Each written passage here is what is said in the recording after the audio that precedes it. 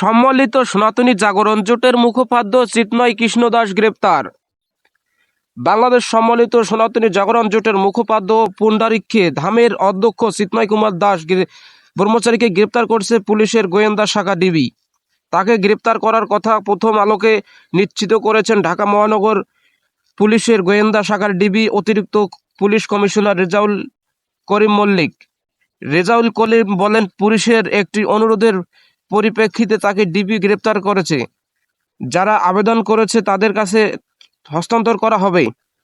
সম্মিলিত সনাতন জাগরণের জোটের কেন্দ্রীয় প্রতিনিধি প্রসেনজিৎ কুমার হালদার প্রথম আলোকে বলেন, আজ সোমবার বিকেলে ঢাকার শাহজালাল আন্তর্জাতিক বিমানবন্দর থেকে চিন্ময় কৃষ্ণ দাসকে নিয়ে যাওয়া হয়।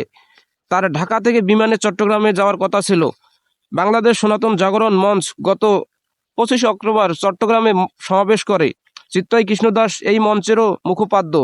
এই সমাবেশের পরিপ্রেক্ষিতে চিন্ময় কৃষ্ণ দাসের বিরুদ্ধে জাতীয় পতাকা অবমাননার অভিযোগে এনে চট্টগ্রামে একটি রাষ্ট্রদ্রোহের মামলা করেন বিএনপি নেতা ফিরোজ খান, পরে বহিষ্কৃত। হিন্দু বৌদ্ধ খ্রিস্টান ঐক্য পরিষদের নিন্দা।